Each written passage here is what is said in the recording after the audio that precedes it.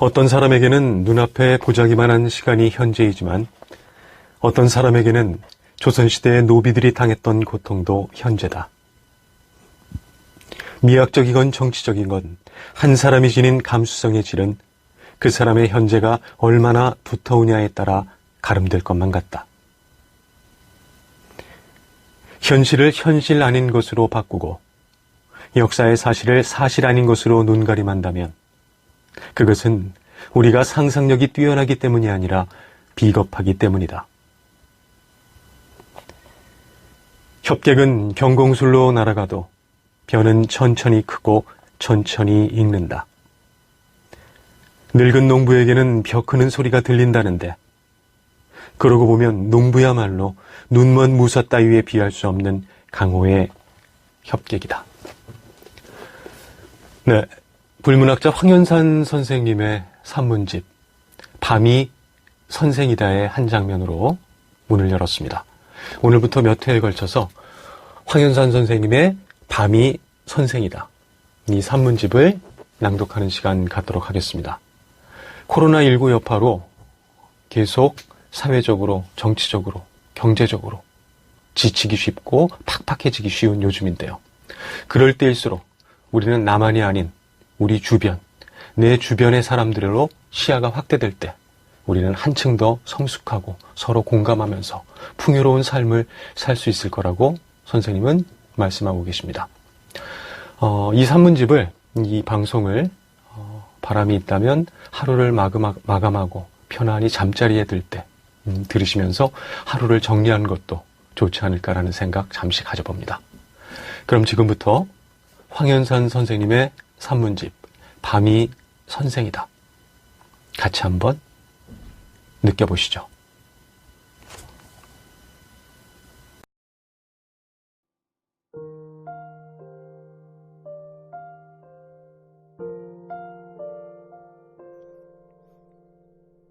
과거도 착취당한다. 지난 70년대에 한국 땅에서 외국책으로 공부한 사람은 서대문 국제우체국의 미스 아무개를 기억할 것이다. 지금이야 외서를 사는 일이 믿어지지 않을 만큼 쉽다.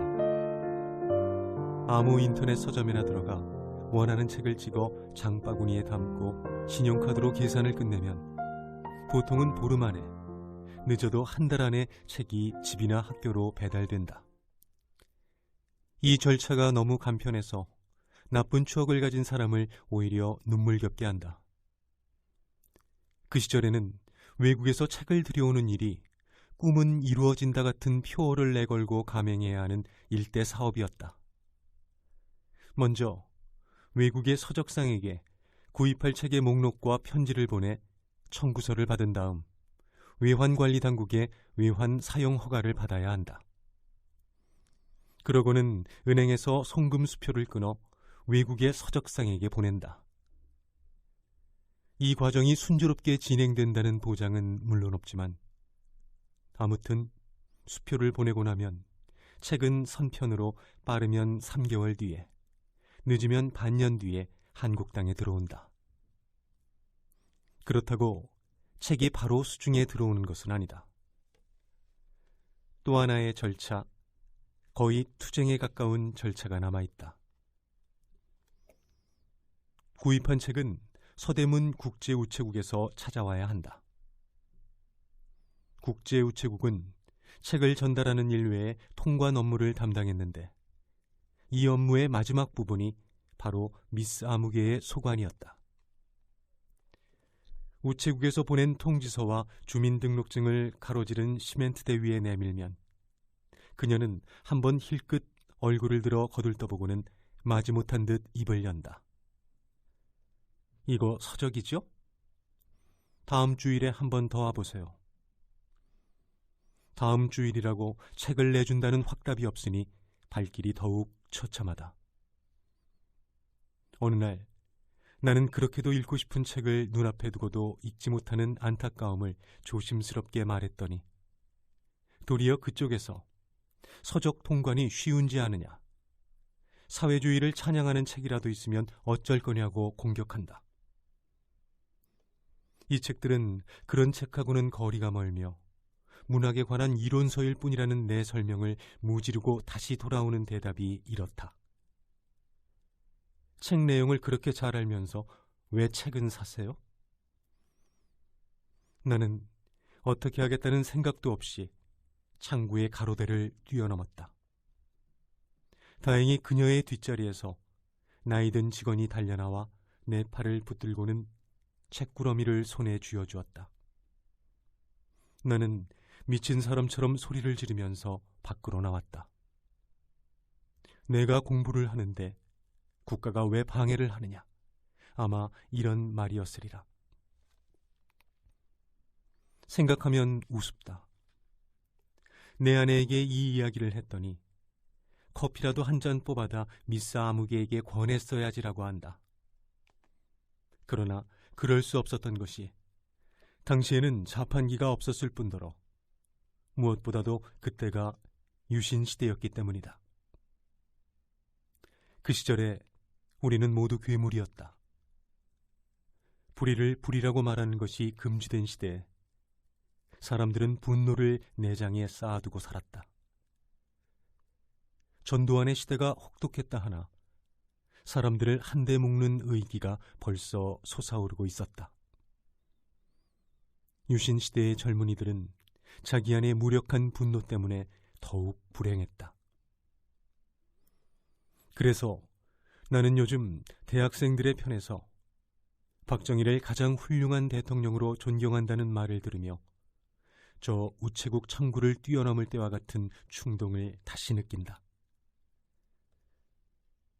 학생들의 입장에서라면 한때의 압제와 불의는 세월의 강저편으로 물러나 더 이상 두려울 것이 없으니 그렇게 어떻게 이루어졌다는 경제적 성과를 두 손으로 거머쥐기만 하면 그만일 것이다. 과거는 바로 그렇게 착취당한다. 어떤 사람에게는 눈앞에 보자기만한 시간이 현재이지만 어떤 사람에게는 조선시대의 노비들이 당했던 고통도 현재다. 미학적이건 정치적이건 한 사람이 지닌 감수성의 질은 그 사람의 현재가 얼마나 두터우냐에 따라 가름될 것만 같다.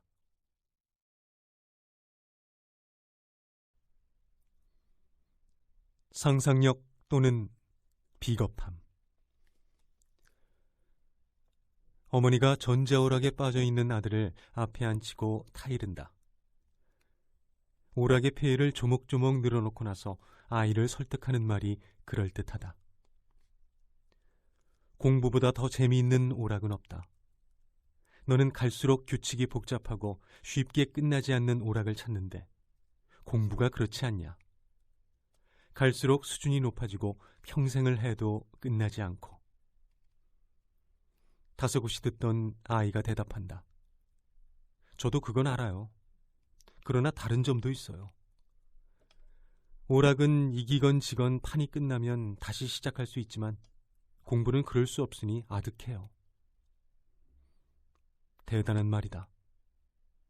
아이는 오락과 공부의 차이를 따지면서 현실의 삶과 가상세계가 어떻게 다르고 도박과 노동이 어디서 갈리는지를 꿰뚫어 본 것이다. 유희와 노름은 늘 출발점에서 다시 시작하지만 삶과 노동은 이미 이루어 놓은 결과에 줄곧 얽매여야 한다.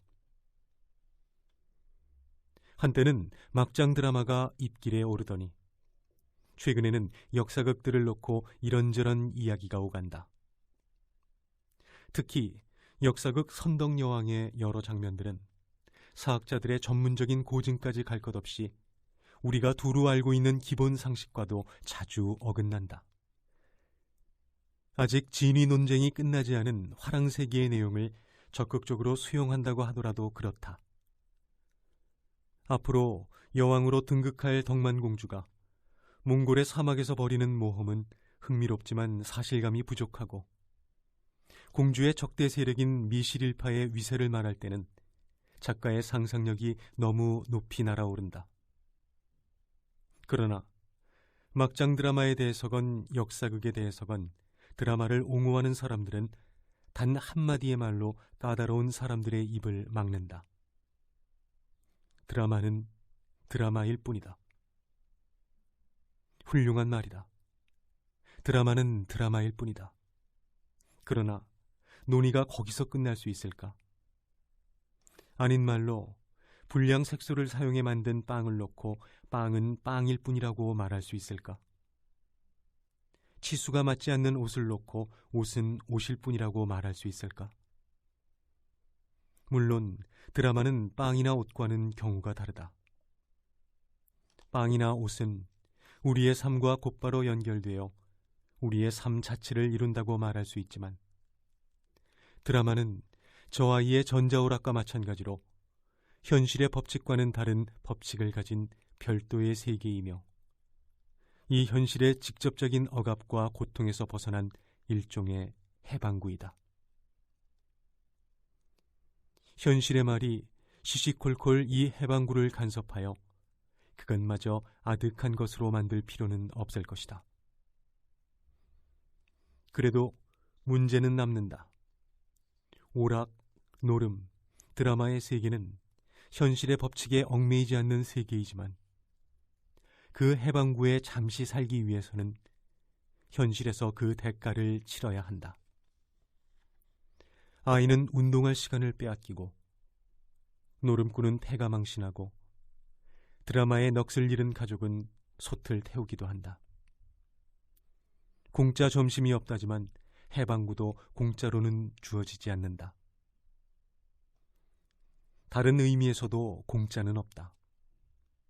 전자오락을 하는 아이는 오락의 솜씨가 늘어갈수록 더욱 복잡한 게임을 찾는다.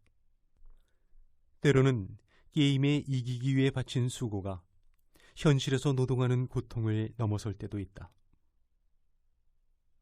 아이가 게임에서 더욱 많은 덫을 요구하는 것은 게임에서 거둔 승리가 현실에서 거둔 승리와 같은 것이 되기를 바라기 때문이다. 이 점에서는 역사 드라마도 이 아이를 본받아야 할 것 같다. 드라마가 역사를 앞에 내세울 때는 그 역사의 승리를 되새기고 그 좌절에서 승리의 약속을 발견하자는 것이다. 하나의 승리 앞에서 또는 승리의 약속 앞에서 우리는 그 승리가 공정한 것인가를 묻게 된다. 말하자면 주어진 현실의 조건들을 제대로 지켰는지 묻는 것이다. 현실을 현실 아닌 것으로 바꾸고 역사의 사실을 사실 아닌 것으로 눈가림한다면 그것은 우리가 상상력이 뛰어나기 때문이 아니라 비겁하기 때문이다.